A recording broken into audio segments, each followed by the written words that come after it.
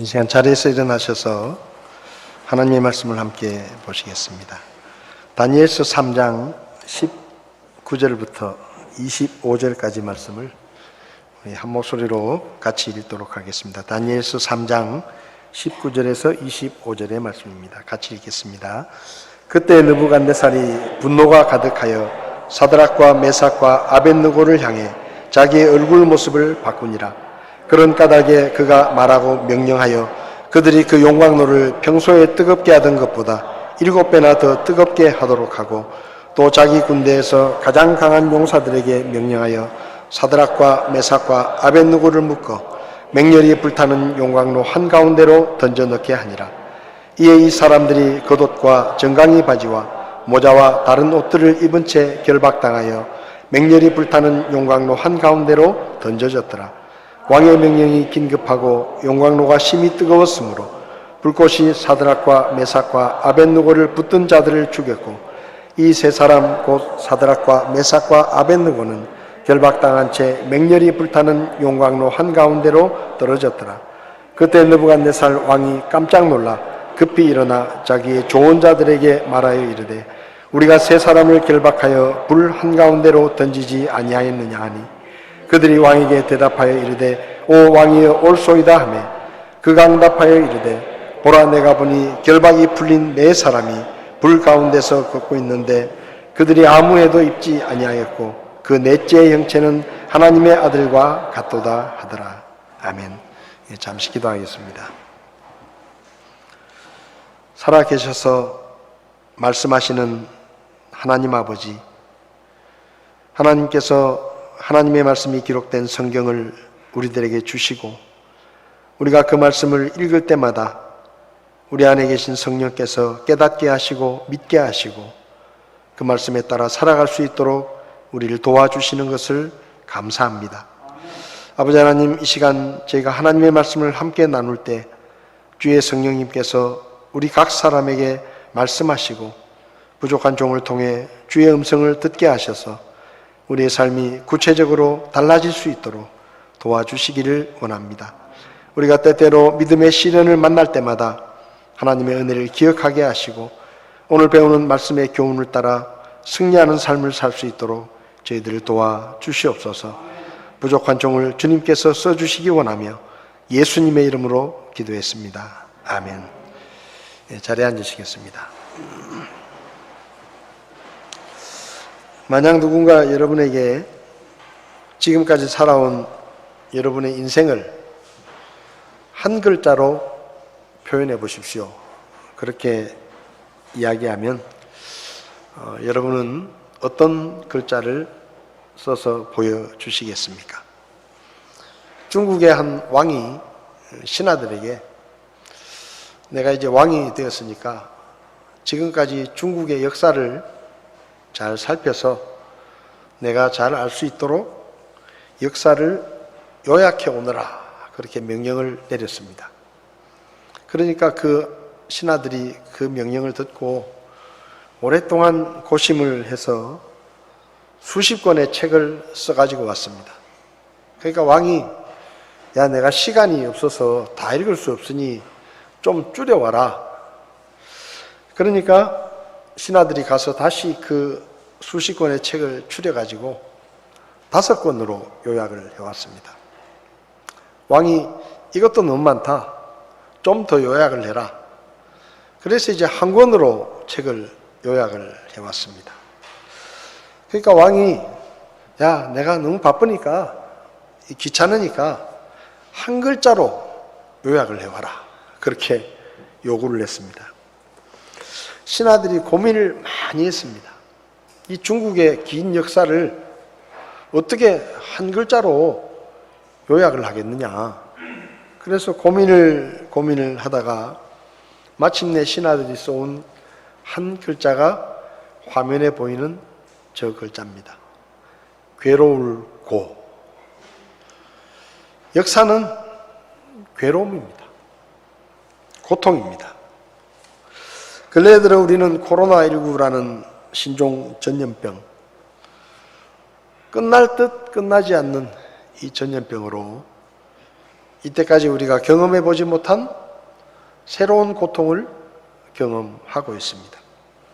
러시아와 우크라이나가 전쟁을 해서 생각지도 않았던 물가가 급등하고 전 세계가 경제적인 어려움으로 서민들은 또 많은 고통을 겪고 있습니다.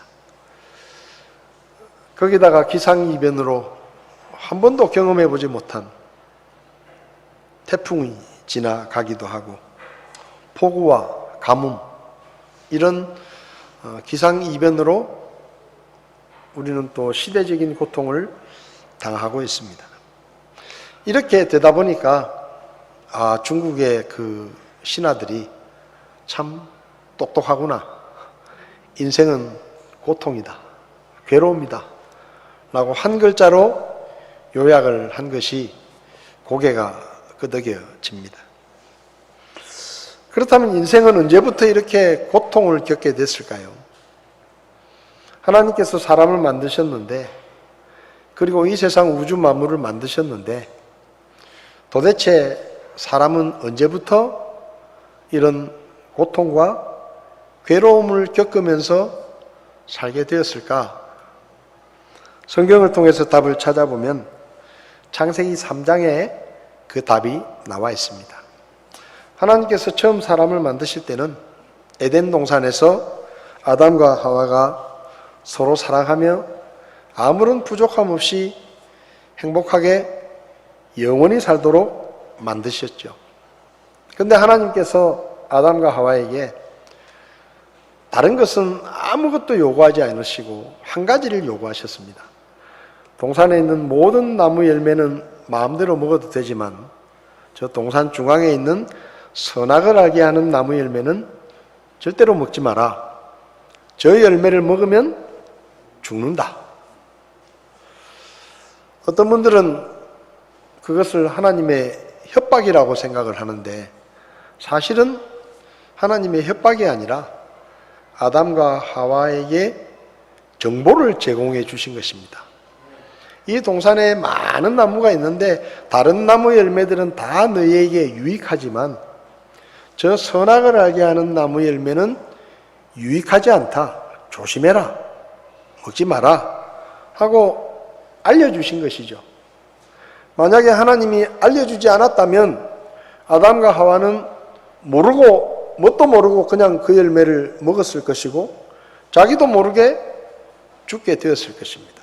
그런데 하나님께서 가르쳐 주신 거죠. 저런 위험한 나무가 있으니 먹지 마라. 저것만 안 먹으면 너희는 안전하고 행복하다. 그런데 아담과 하와가 마귀의 거짓말에 속아서 하나님이 먹지 말라고 하신 그 열매를 먹어도 너희가 죽지 않는다. 오히려 너희가 하나님처럼 똑똑해진다. 그 거짓말을 듣고 욕심이 나서 아담과 하와가 그 열매를 먹습니다. 그것이 최초의 죄입니다. 그렇게 죄를 지었으니까 벌을 받아야 되겠죠. 하나님께서 벌을 주셨는데 물론 죽음에 이르는 것은 최종적인 벌이고 창세기 3장 16절부터 보면 여자에게 이르시되 내가 내 고통과 수태를 크게 늘리리니 여기 고통이라는 말이 나옵니다.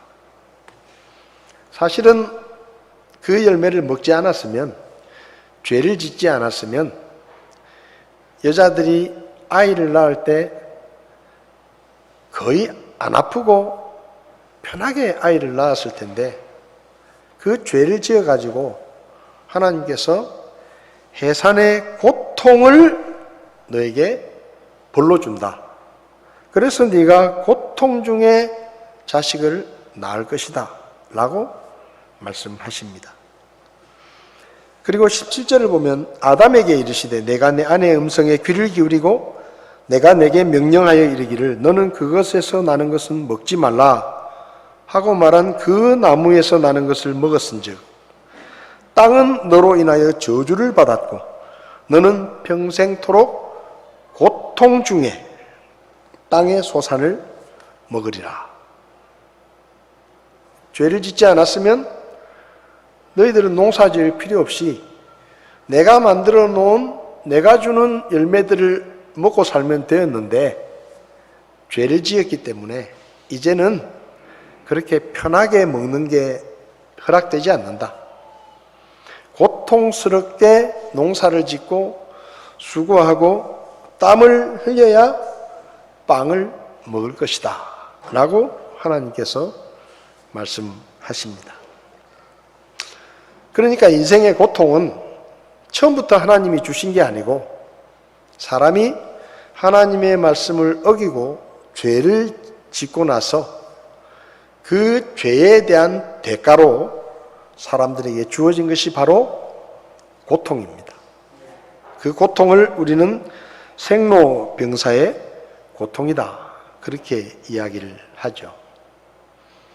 그때부터 사람은 고통스러운 삶을 살게 되었습니다. 욥기 5장 7절을 보면 불티가 위로 날아가는 것 같이 사람은 고생하려고 태어나느니라, 그렇게 말씀합니다. 그러니까 사람이 태어나는데 사는 게 고생이라는 말이죠.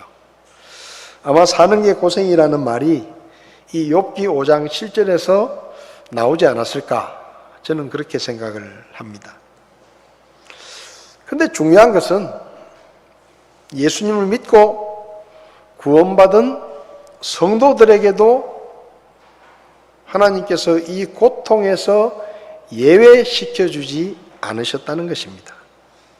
예수 믿는다고 해서 인생에 고통이 없느냐? 그렇지 않다는 거예요. 물론 예수님을 믿고 구원을 받으면 모든 죄를 용서받습니다. 그리고 죽은 후에 받는 심판과 영원한 멸망, 죄의 영원한 형벌에서 해방이 됩니다. 구원받으면 그렇게 돼요. 그런데 구원받는다고 해서 이 땅에 사는 동안에 사람들이 겪는 생로병사의 고통은 없어지는 게 아닙니다. 여기서는 해방되는 게 아니에요. 어떤 사람들은 예수님을 믿으면 모든 게 잘 되고 근심 걱정이 없어지고 인생에 고통이 없다라고 생각을 하는데 전혀 그렇지 않습니다. 예수 믿는 사람들에게는 그냥 보통 사람들이 경험하는 고통이 있고 거기다가 플러스 하나가 더해지는데 믿음 때문에 당하는 고통이 더해집니다. 그러니까 사실은 예수님을 믿는다는 이야기는 죽은 후에는 심판도 받지 않고 영원한 천국에 가서 영원히 행복하게 살지만 살아있는 동안에는 믿지 않는 사람들보다 더 많은 시련과 더 많은 고통이 있다는 것이죠. 예수님을 안 믿었으면 당하지 않아도 될 그런 고통과 시련들이 예수 믿는 사람에게는 다가온다는 것입니다. 예수님께서 제자들에게 나를 따라오려거든 자기 십자가를 지고 나를 따라오라 라고 말씀하셨습니다. 그 십자가는 예수님을 믿지 않는 사람들에게는 없는 것입니다. 그런데 예수님을 믿는 사람에게는 자기가 지고 가야 되는 십자가가 있는데 그 십자가는 고통을 말합니다. 디모데후서 3장 12절에도 참으로 그리스도 예수님 안에서 하나님의 뜻대로 살고자 하는 자는 핍박을 받는다. 여러분, 예수님을 믿는 것이 이 세상에서의 행복과 편안한 삶을 보장하는 것은 아닙니다. 예수 믿고 나면 오히려 안 믿는 사람들보다 더 힘들고 어려운 일들이 많이 생기는 것이죠. 그래서 예수 믿으면 이 땅에서의 삶은 더 힘들어지고 더 피곤해지고 더 많은 고통을 겪게 됩니다. 오늘 본문에는 다니엘의 세 친구의 이야기가 나오는데 이 다니엘의 세 친구의 이야기는 불타는 용광로 속에 던져지는 고통스러운 이야기입니다. 근데 만약에 이 다니엘의 세 친구가 하나님을 믿는 믿음이 없었다고 하면 이런 일은 당하지 않아도 되는 일이었습니다. 그러니까 오늘 본문에 나오는 이 다니엘의 세 친구가 경험하는 이 시련은 일상적인 시련이 아니라 믿음 때문에 당하는 믿음의 시련이다 라고 이야기할 수 있습니다. 다니엘과 세 친구는 바빌론의 느부갓네살 왕이 유다를 여러 번 침공을 했는데 첫 번째로 쳐들어왔던 주전 605년쯤에 느부갓네살이 예루살렘을 치고 그 왕과 백성들을 포로로 붙잡아 갔는데 1차적으로 포로로 잡혀간 사람들이 누군가 하면 주로 왕족들 그리고 귀족들의 후손이었습니다. 그러니까 왕족들이나 귀족들의 젊은이들을 포로로 잡아간 것이죠.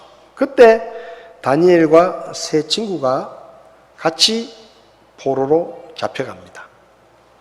당시 바빌론은 어떤 지역을 점령하면 상당히 유화 정책을 썼습니다. 그 말이 무슨 말인가 하면 그 점령지의 젊은이들을 바빌론으로 데리고 와서 바빌론의 왕궁에서 잘 먹이고 잘 가르치고 편안하게 지낼 수 있도록 3년 동안 교육을 시킵니다. 근데 그 교육이 뭐냐? 세뇌를 시키는 거죠. 바벨론이란 나라는 참 좋다. 바벨론의 백성으로 사는 것은 행복한 일이다. 그걸 이제 세뇌 교육을 시키는 겁니다. 그래가지고 점령지에서 데리고 온 청년들 중에 좀 똘똘한 청년들은 바빌론의 왕궁에서 관직을 맡겨서 써먹고 그 다음에 그들 중에 자기 고향으로 돌려보내가지고 예를 들면 유대에서 잡아온 포로들은 정신교육을 잘 시키고 교육을 시켜가지고 다시 유대로 돌려보내면서 관직을 주어서 내려보냅니다. 그러면은 이 젊은이들이 유대 땅에 돌아가가지고 야, 우리가 바벨론에 가보니까 참 바벨론은 잘 살고 모든 것이 풍성하고 야, 우리가 바벨론의 백성으로 사는 게 너무 좋은 일이다. 그러니까 독립할 생각하지 말고 그냥 바벨론의 백성으로 잘 살아라 하고 이제 자기 동족들에게 이 젊은이들을 통해서 동족들을 안정시키기 위해서 그런 정책을 가지고 있었는데 이 다니엘과 세 친구도 그 프로그램 속에 포함이 돼서 이제 왕궁에서 교육을 받게 됩니다.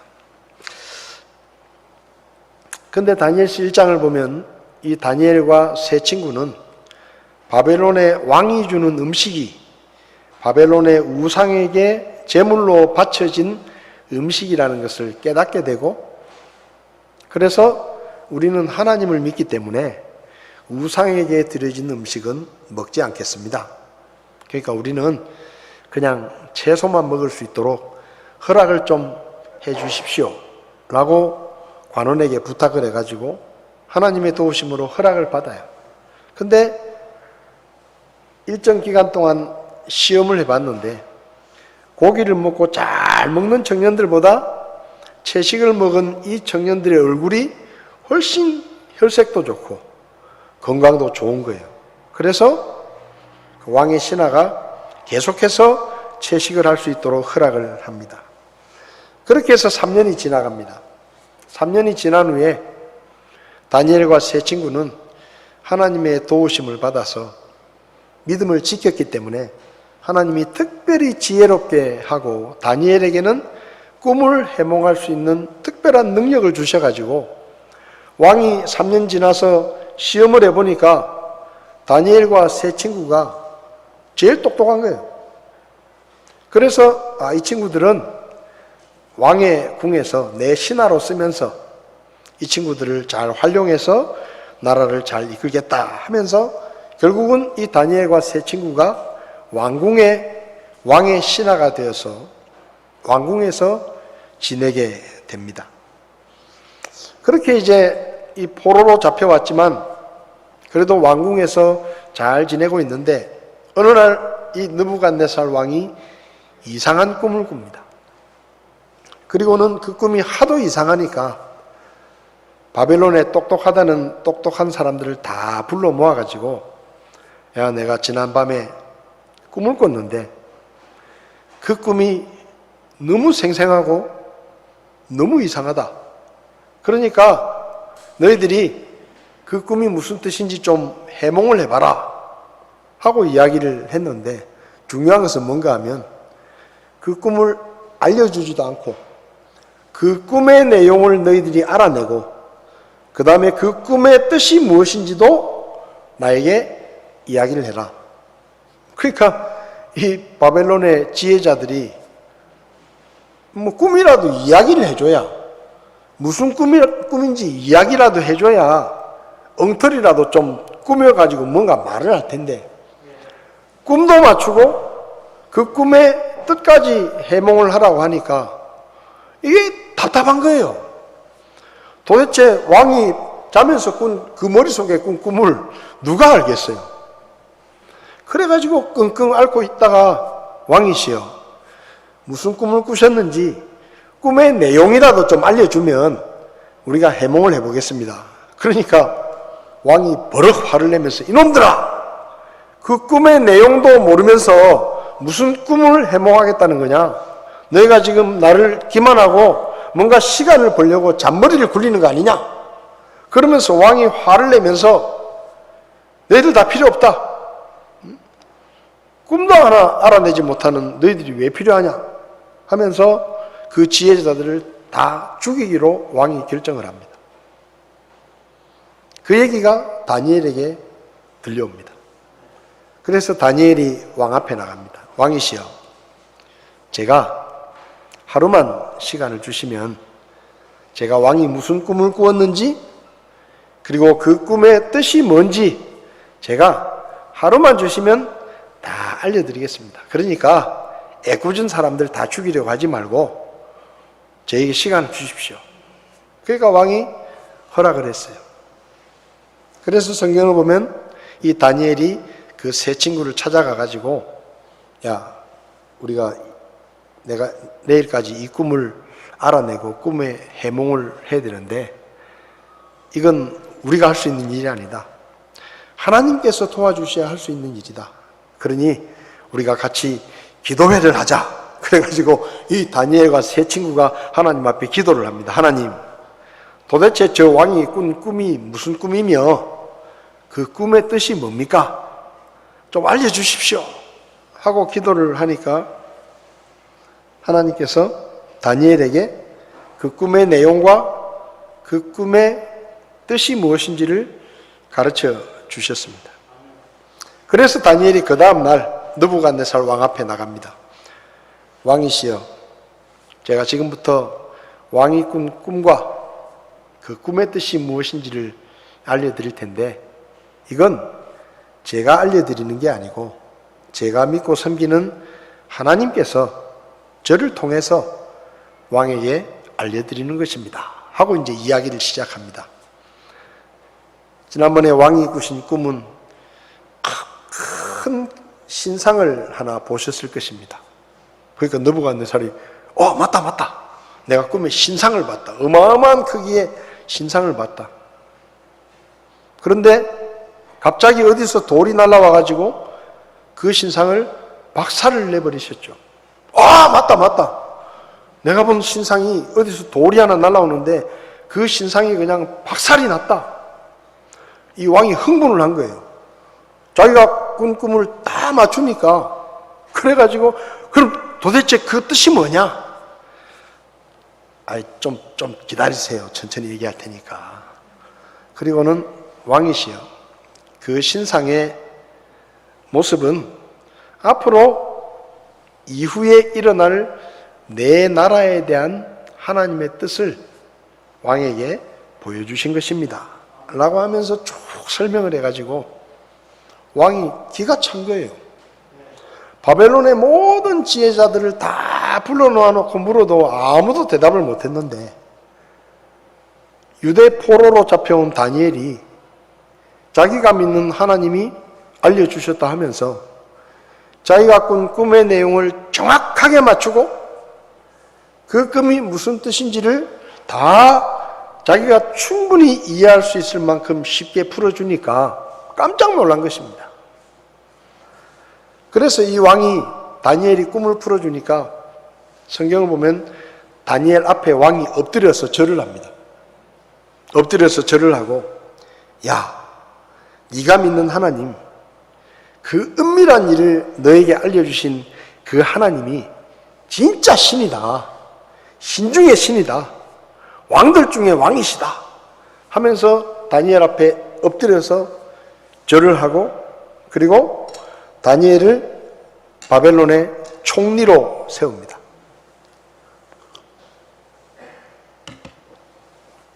나머지 신하들이 아무 소리도 못하는 거예요. 바벨론의 그 많은 지혜자들이 아무도 하지 못한 일을 유대 포로 출신의 다니엘이 와가지고 깨끗하게 풀어놓은 겁니다. 그러니까 왕이 그 포로 출신의 다니엘을 바빌론이라는 그 어마어마한 나라의 총리로 세우겠다고 하는데도 신하들이 찍소리도 못하는 거예요. 아무도 말을 못하는 겁니다. 왜냐하면 워낙 뛰어나니까.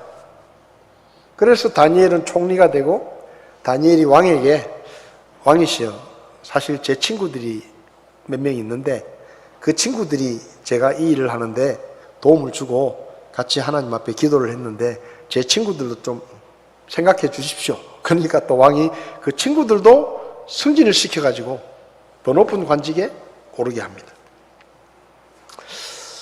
근데 여기서 이제 문제가 생기는 거예요. 문제가 뭐냐? 왕이 그 꿈의 얘기를 듣고 나니까 자기가 굉장히 대단한 사람처럼 느껴지는 거예요. 이야, 하나님께서 내 뒤에 일어날 나라들에게까지 나한테 알려주신 것을 보니까 내가 이게 보통 사람이 아니구나. 그래가지고 이 느부갓네살 왕이 뭘 하는가 하면 자기가 꿈에 보았던 그 신상을 만들기로 마음을 먹습니다. 그래서 바빌론의 두라 평지라는 곳에 높이 27m, 폭 2.7m, 그러니까 높이가 거의 30m 가까이 되고 그 폭이 3m 정도 되는 어마어마한 신상을 금으로 만듭니다. 그래가지고 그 신상을 딱 만들어요. 그리고는 그 신상을 다 만들고 나서 제막식을 하는데 바빌론의 모든 신하들을 다 불러 모읍니다. 자, 저게 내 신상이다. 꼭 북한의 김일성 동상처럼 그렇게 어마어마한 신상을 만들어 놓고 금으로 번들번들하게 만들어 놓고 바벨론의 모든 신하들을 불러다가, 자, 저게 내 신상이다. 나팔 소리가 나면 모든 신하들은 저 신상에 절을 해라. 내가 신이다 하고 이제 자기를 과시합니다. 근데 다니엘 얘기는 나오지 않는데 아마 다니엘이 없었는지 모르겠습니다만 어쨌든 다니엘의 세 친구가 그 신상에 절하는 것은 하나님을 믿는 믿음에 반하는 거예요. 우상숭배니까. 그래서 다른 신하들은 나팔 소리가 나니까 전부 납작 엎드려가지고 절을 하는데 이 다니엘의 세 친구는 꼿꼿하게 서 있는 거예요. 근데 평소에 식민지 출신의 청년들이 와가지고 바벨론의 왕궁에서 승승장구하고 높은 관직에 오르니까 나머지 사람들이 시기하는 것입니다. 그래서 어쨌든 간에 저놈들의 불만이 많았는데 다 절을 하는데 세 명이 절을 안 하니까 그 불만이 많았던 신하들이 왕에게 고자질을 합니다. 왕이시여, 명색이 왕이 명령을 내리고 그리고 그 신상에 절을 하지 않으면 용광로 속에 던져서 처형을 하겠다고 선포까지 했는데 저놈들이 뭘 믿고 그러는지 모르지만 저놈들이 절을 안 했습니다. 그래서 왕이 화가 나가지고 불렀습니다. 사드락과 메삭과 아벳노고를 불러놓고, 야, 너희들이 진짜 절을 안 했냐? 안 했습니다. 왜 안 했냐? 지금이라도 좀 너희가 내 신상에 절을 하면 내가 살려주겠다. 근데 만약에 왕의 신상에 끝까지 절을 하지 않으면 너희는 용광로 행위다. 그렇게 이야기를 합니다. 왕이 그들을 아끼니까 기회를 한 번 더 준 거죠. 근데 이 세 명의 청년들이 뭐라고 말하는가 하면, 왕이시여, 우리는 이 일에 대해서 왕에게 별 할 말이 없습니다. 우리는 하나님을 믿는 사람들이기 때문에 왕의 신상에 절대로 절하지 않습니다. 그리고 왕이 우리를 용광로 속에 던져 넣는다고 하시는데, 우리를 던져 넣으시더라도 우리가 믿는 하나님이 우리를 살려주시는 게 그분의 뜻이면 우리를 살려주실 것입니다. 근데 그분이 우리를 살려주시지 않는다 하더라도 우리는 왕의 신상에 절을 할 수는 없습니다 하고 거절을 하죠. 그래서 결국 이 왕이 열을 받아가지고 용광로를 평소보다 7배나 더 뜨겁게 하고 이 세 명을 결박해가지고 그 용광로 속에 던져 넣습니다. 이게 이 다니엘과 세 친구의 이야기입니다. 다니엘의 세 친구의 이야기죠. 솔직히 이 세 명이 청년이잖아요. 앞길이 창창한 청년들입니다. 하나님을 믿지만 한 번쯤 그냥 눈 딱 감고 왕의 신상에 고개를 숙이고 절을 하면 살 수 있습니다. 편하게 살 수 있어요. 그런데 그들의 믿음이 그것을 허락지 않는 거예요. 그래서 그들은 하나님 앞에서 믿음을 지키기 위해서 절을 하지 않았고, 그 결과로 예전에 왕의 음식을 거절하고 채식을 할 때는 하나님의 축복을 받았는데, 이번에도 똑같은 믿음의 선택을 했지만 이번에는 축복이 아니라 고난이 찾아온 겁니다. 용광로 속에 들어가야 되는 거예요. 그래도 이 청년들은 믿음을 버리지 않고 하나님 앞에서 믿음을 지키겠다고 결심을 하고 이 고난을 받아들이기로 결정한 것입니다. 믿음의 시련이었습니다. 이 믿음의 시련 앞에서 우리도 때로 이런 시련을 만날 수 있습니다.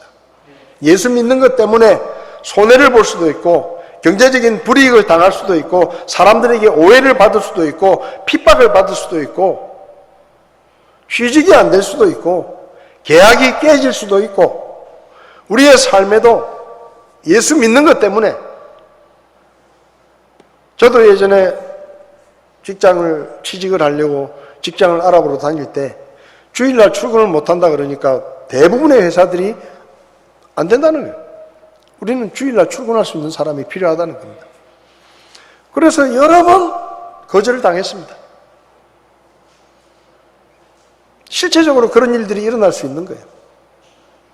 그러면 이렇게 믿음의 시련을 만났을 때 우리가 어떻게 해야 되느냐, 이 말씀을 통해서 몇 가지를 생각해 보려고 하는데요.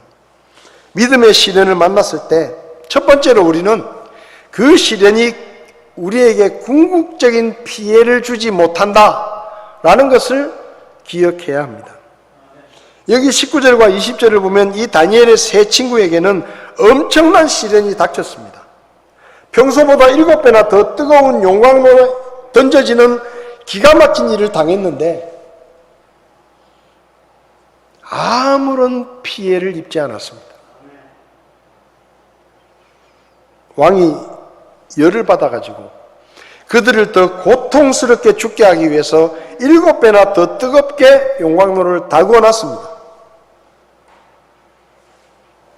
그리고 그 용광로에 던져 넣으라고 했습니다.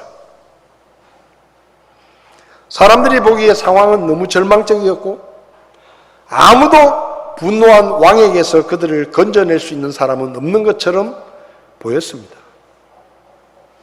22절을 보면 왕의 명령이 긴급하고 용광로가 심히 뜨거웠으므로 불꽃이 사드락과 메삭과 아벳느고를 붙든 자들을 죽였다. 그러니까 군인들 중에 제일 강한 군인들을 뽑아가지고 저놈들을 결박해서 용광로에 던져 넣어라 라고 명령을 내렸는데, 그 세 사람을 결박해가지고 용광로에 던지러 간 병사들이 불에 타 죽었다는 거예요. 그만큼 뜨거웠다는 것입니다.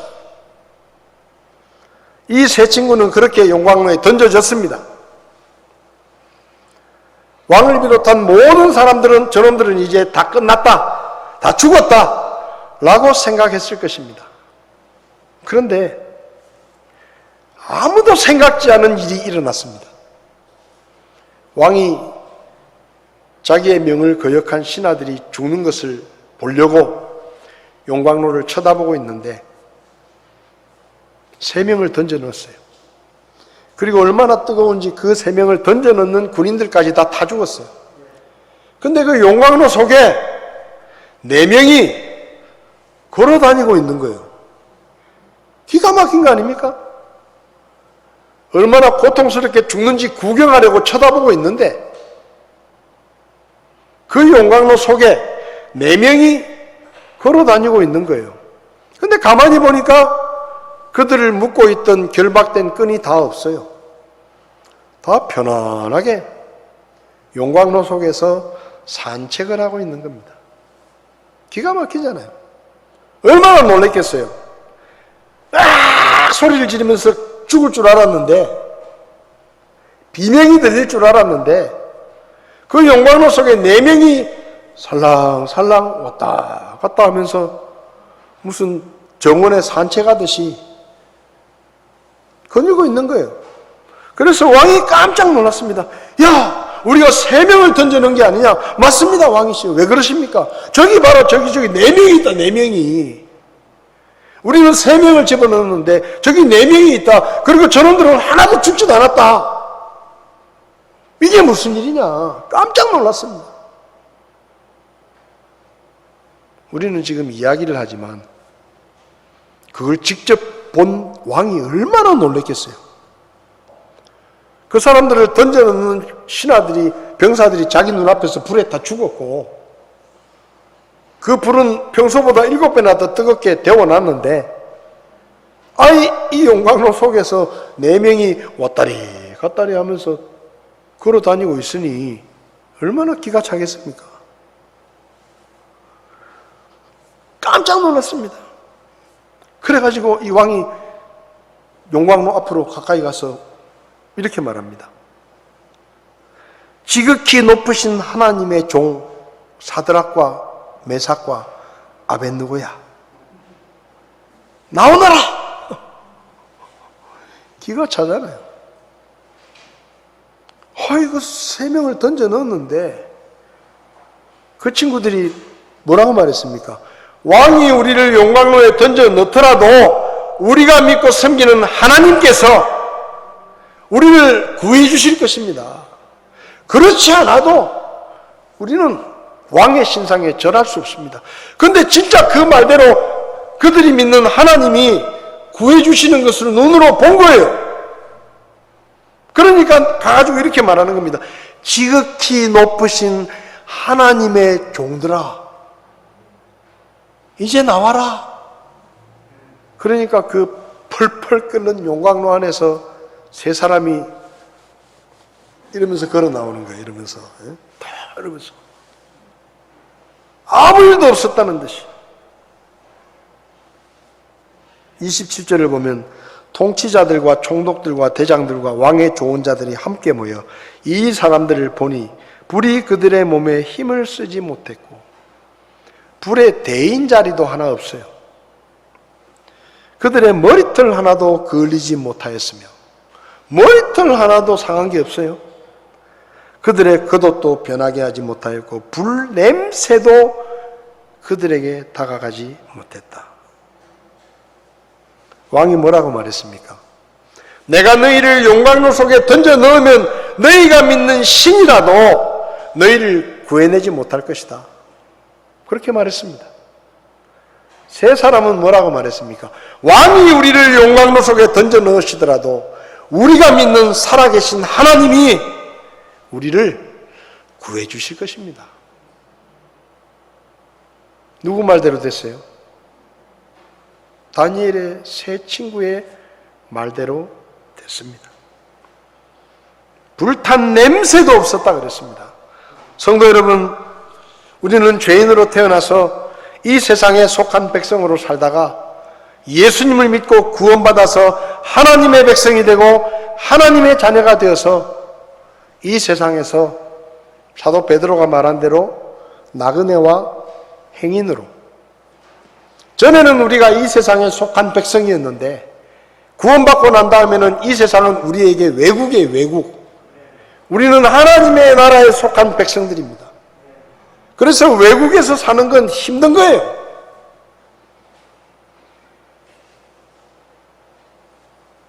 우리가 구원받고 나면 우리에게 믿음의 시련이 올 수 있습니다. 때로 가정에서, 직장에서, 학교에서, 사업장에서 믿음 때문에 우리가 생각지 않은 고난이, 어려움이, 손해가 우리에게 주어질 수 있습니다. 그런데 그렇게 믿음의 시련이 올 때 우린 이걸 생각해야 돼요. 아, 이 시련은 안 믿는 사람들에게는 없는 건데 하나님께서 우리에게 허락하시는 시험이기 때문에 절대로 우리를 해치지 못한다. 이런 믿음이 우리에게 있어야 합니다. 왜요? 하나님이 허락하셨기 때문에 하나님께서 지키시고 보호하시는 겁니다. 성경에 뭐라 그랬습니까? 시편 121편에 이스라엘을 지키시는 이는 졸지도 아니하시고 주무시지도 아니하시고, 우리가 믿고 섬기는 하나님은 우리에게 시련을 허락하시지만 졸지도 않고 주무시지도 않고 우리를 지키시는 하나님이십니다. 그러니 우리가 피해를 입을 리가 없는 것이죠. 이사야 43장 2절은 이렇게 말합니다. 네가 물 가운데로 지나갈 때 내가 너와 함께 하리라. 강들을 건널 때 강들이 내 위로 넘쳐 흐르지 못하며 네가 불 속을 걸어갈 때 타지도 아니하고 불꽃이 너를 사르지도 못한다. 이 말이 다니엘의 세 친구에게 이루어진 것입니다. 용광로 속에 던져졌지만 불꽃이 너희를 사르지도 못하고 너희를 해치지 못한다. 왜? 하나님이 지키신다는 거예요. 여러분, 우리에게 믿음의 시련이 올 때 뭐 해를 당할까 걱정하지 마십시오. 하나님이 허락하셨으니 하나님이 지키고 보호하십니다. 그 다음에 이 믿음의 시련은, 그럼 우리에게 왜 이런 시련이 오느냐? 우리에게 필요 없는 것들을 제거하기 위해서 이런 시련이 오는 것입니다. 22절을 보면 시련이 이 세 친구들을 해치지 못하고 오히려 이 세 명의 친구를 결박하고 용광로에 던져 넣은 사람들을 죽였습니다. 그들을 붙잡고 있는 무리들을 제거하셨어요. 하나님께서. 그리고 25절을 보면 내가 보니 결박이 풀린 네 사람이 불 한가운데서 걷고 있는데 묶인 채로 던져졌습니다. 근데 그 용광로의 불이 신기하게도 그들을 묶은 줄만 홀랑 태우고 나머지는 아무것도 해가 없었어요. 여러분, 이게 이해가 됩니까? 이렇게 옷에 끈이 묶여 있는데 끈만 다 타가지고 없어지고 옷은 하나도 안 탔어요. 그들을 결박하고 있는 결박이 제거되었습니다. 여러분, 왜 하나님께서 우리에게 믿음의 시련을 허락하십니까? 우리에게 허락하시는 믿음의 시련은 우리의 믿음을 방해하는 것들을 제거하고 우리가 앞으로 나아가는 것을 방해하고 하나님께 더 가까이 가지 못하게 우리의 발목을 붙잡고 있는 우리의 장애물들을 하나님께서 제거하시는 거예요. 그리고 믿음의 시련은 우리가 하나님보다 더 가까이 하려고 하는 우상들을 제거합니다. 우리는 종종 돈을 많이 벌어서 하나님께로부터 멀어질 때 시련이 와서 돈을 뺏기고 돈을 잃고 난 다음에 하나님께로 돌아온 사람들의 이야기를 가끔 듣습니다. 하나님께서 병에서 고쳐주니까 건강하게 만들어 놓으니까 놀러 다니고 여행 다니고 술 먹고 놀고 그렇게 살다가 다시 건강을 잃고 다시 하나님께로 천부여 의지없소서 하고 돌아오는 사람들을 우리는 종종 봅니다. 재물이나 건강, 권력, 하나님이 주신 것이지만 우리가 그것들을 하나님보다 더 가까이 하고 더 믿고 의지하려고 할 때 하나님께서 시련을 통해 그런 것들을 제거하시는 거예요. 그리고 시련은 종종 옛사람의 성품을 제거하기도 합니다. 그렇게 교만했던 사람이 시련을 겪고 난 다음에 순한 양처럼 겸손한 모습으로 하나님 앞에 회개하고 돌아오는 것을 우리는 종종 봅니다. 믿음의 시련은 우리에게서 세속적인 군사를 제거하고 하나님께로 가까이 나가는데 방해하는 것들을 제거하기 위한 하나님의 훈련소입니다. 저희 애가 5주 동안 신병 훈련을 받는데 7kg가 빠졌대요. 코로나 걸려가지고 격리도 하고, 그 다음에 격리될 때, 격리했을 동안에 받을 훈련을 못 받아 놓으니까 그걸 몰아가지고 뒤에 다 시킨 거예요. 그러니까 훈련소에서 7kg가 빠졌대요. 얼굴을 보니까 좀 헬스케졌더라고요.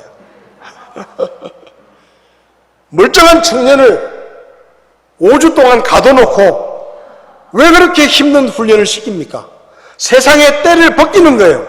군인으로 만들기 위해서 훈련을 시키는 겁니다. 총을 쏘게 만들고 달리게 만들고. 애가 그러는 거예요. 아빠 각개전투가 제일 힘들었어요. 비가 많이 와가지고 땅이 다 젖어 있고 웅덩이가 막 있는데 기어가래요. 그걸 포복하라는 거예요. 야, 다 그런 거야. 비 온다고 전쟁 안 하냐? 여러분, 왜 멀쩡한 청년을 데려다가 그렇게 힘들게 고생을 시킵니까? 군인으로 만들어야 되니까 훈련을 시키는 거예요. 왜 하나님께서 우리에게 믿음의 시련을 허락하십니까? 우리를 더 강하게 만들고 우리의 믿음을 성숙시키고 하나님의 일에 쓰임받을 수 있는 하나님의 군사로 우리를 훈련시키는 것이 믿음의 시련입니다. 그러니까 믿음의 시련은 절대로 손해보는 게 아니에요. 우리가 믿음 안에서 빚어지는 것이고 우리의 믿음이 더 성장하는 것이고, 시편 119편에서 이렇게 말합니다. 고난당한 것이 내게 유익하오니 이로써 내가 주의 법규들을 배우게 되었나이다. 고난이 우리에게 주는 유익이 있는 것입니다. 우리가 고난을 통해 하나님의 말씀을 더 깊이 깨닫게 되고 우리를 지키시는 하나님을 경험하게 되고 세상적인 생각들을 벗어버리게 되고 우리에게 있는 세상의 군사를 빼서 하나님의 군사로 세워지는 것이 시련의 목적인 것입니다. 그래서 우리가 믿음의 시련을 겪을 때는 아무것도 두려워할 게 없어요. 오히려 그것이 우리에게 유익이에요. 사도 바울이 고린도서 1장에서 말합니다. 형제들아, 우리가 아시아에서 당한 고난을 너희에게 이야기하는데 그 고난을 통해 사시고 참되신 하나님만을 의지하는 것을 우리가 배웠다. 믿음의 시련은 하나님만을 의지하게 하는 훈련입니다. 우리가 의지하던 세상의 것들을 버리게 만들고 우리의 옛사람의 성품을 벗어버리게 만들고 하나님의 군사로 쓰실 만큼 합당한 믿음의 사람으로 세우기 위해서 우리에게서 깎아낼 것을 깎아내고 빚어낼 것을 빚어내는 것이 믿음의 시련이에요. 마지막으로 믿음의 시련이 끝나면 어떻게 되느냐? 하나님의 영광을 받으시고 우리는 하나님의 보상을 받습니다. 세 친구가 믿음으로 시련을 감당했습니다. 흔들리지 않는 믿음으로 시련을 극복했습니다. 지극히 높으신 하나님의 종들아 나오너라. 나왔어요. 26절에 지극히 높으신 하나님의 종들아 나오너라. 이 느부갓네살은 하나님을 믿지도 않는 사람이에요. 바벨론의 우상을 믿는 사람입니다. 근데 그 입에서 지극히 높으신 하나님이라는 말이 나오는 거예요. 우리가 믿음의 시련을 잘 이겨내고 나면 우리 주변에 있던 믿지 않는 사람들이 야, 정말로 하나님이 저들을 도와주셨구나. 하나님이 저들을 지켜주셨구나. 저들이 믿는 하나님이 저들을 버리지 않으셨구나 하고 인정하는 거예요. 믿지 않는 사람들도 야, 정말로 저렇게 고생하더니 끝까지 믿음을 지키니까 하나님이 결국은 갚아주시는구나. 그런 얘기를 우리가 하는 게 아니라 믿지 않는 사람들이 하는 거예요. 믿지 않는 사람들이. 그리고 28절부터 보면 왕이 명령을 내립니다. 사드락과 메삭과 아벳느고의 하나님을 찬송할지로다. 그분께서 자신의 천사를 보내사 자신을 신뢰하며 왕의 말을 바꾸고 자기 몸을 바친 자신의 종들을 건지셨으니 이것은 그들이 그들의 하나님 외에 어떤 다른 신을 섬기거나 그 신에게 경배하지 못하게 하려 하심이라. 그러므로 내가 칙령을 내리노니 무엇이든지 잘못 말하여 사드락과 메삭과 아벳느고의 하나님을 대적하는 모든 백성과 민족과 언어는 여러 조각으로 쪼개고 그들의 집을 거름더미로 삼을 것이다.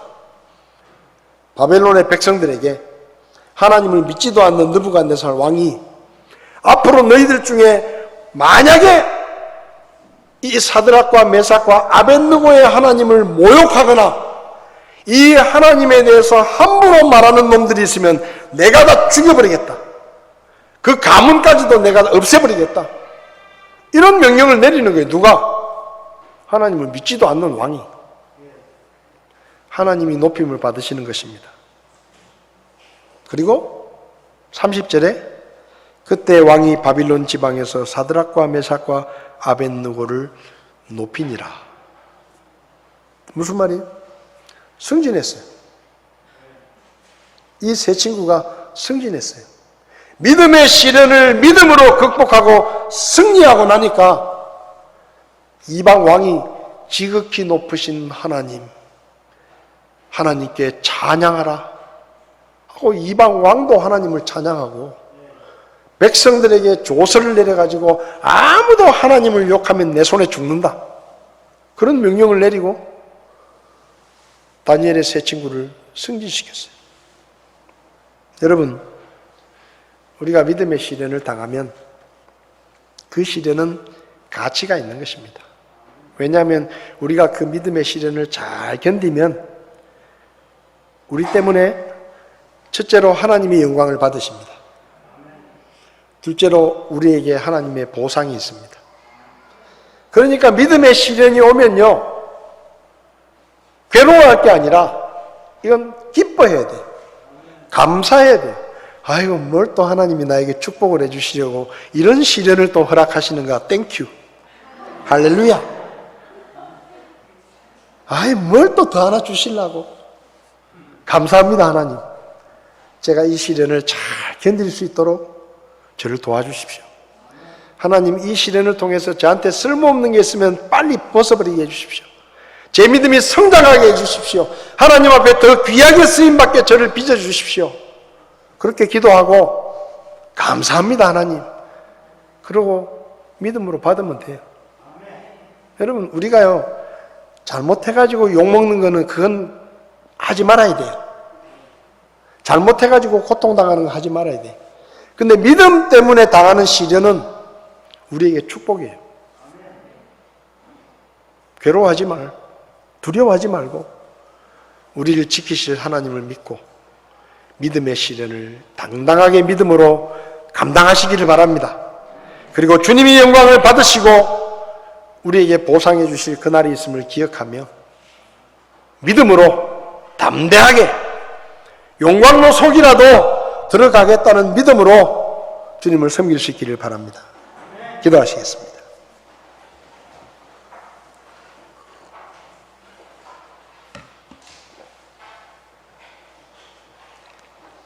성도 여러분, 믿음의 시대는 반갑지 않지만 가치가 있는 것입니다.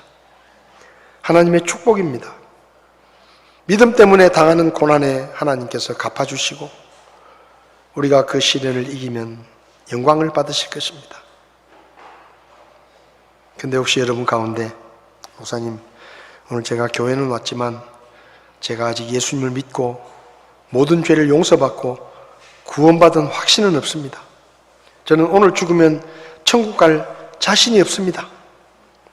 교회는 다녔지만 제가 예수님을 저의 구원자로 믿음으로 고백한 적이 없습니다. 근데 오늘 설교를 들으며 저도 예수님을 믿기 원합니다. 저도 예수님을 믿고 구원받기 원합니다. 죄를 용서받고 죽은 후의 심판과 멸망에서 구원받기를 원합니다. 혹시 그런 분이 계시면 오른손을 잠깐 들어주시면 제가 기도해 드리겠습니다. 그런 분 계시지 않습니까? 저는 구원받지 못했는데 오늘 예수님을 제 마음에 영접하고 구원받기 원합니다. 그런 분 계시지 않습니까? 성도 여러분, 믿음의 시련을 두려워하지 마십시오. 낙심하지 마십시오. 하나님이 우리를 버리신 것이 아닙니다. 우리를 빚으시고 우리를 더 크게 쓰시기 원해서 우리를 훈련시키시는 것입니다. 감사함으로 받으시고 믿음으로 담대하게 기꺼이 받아들이고 승리하는 저와 여러분들이 되시기를 바랍니다. 우리 찬송가 336장 환난과 핍박 중에도 1절 찬송하시고 기도하고 예배를 마치겠습니다. 찬송가 336장 환난과 핍박 중에도 믿음의 길을 걸어왔던 우리 믿음의 선배들을 생각하며 우리도 그렇게 살기 원합니다. 고백할 수 있기를 바랍니다.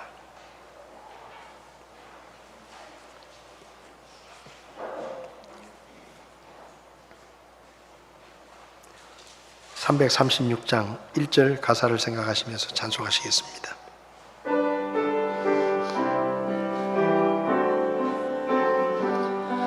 와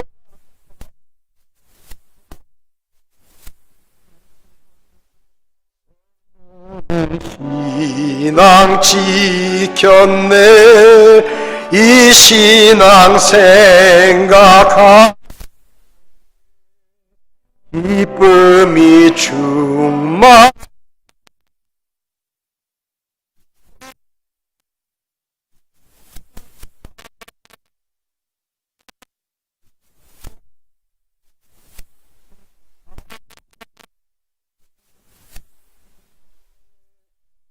하나님 아버지,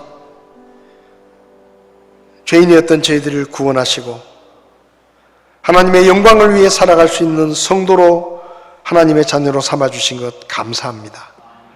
주님 앞에 서는 날까지 믿음의 시련을 만났을 때 두려워하지 않게 하시고 하나님의 도우심을 믿으며 믿음으로 기꺼이 감당하며 승리한 후에 하나님 앞에 영광을 돌리고 주님 앞에 더 귀하게 쓰임받는 믿음의 삶을 살게 저희를 도와 주시옵소서. 다시 세상으로 나갑니다. 세상에서 믿음의 시련을 만날 때 주님 함께 하시며 우리를 도와주시고 승리할 수 있도록 저희를 붙들어 주시옵소서. 예수님의 이름으로 기도했습니다. 아멘. 예배를 마치겠습니다.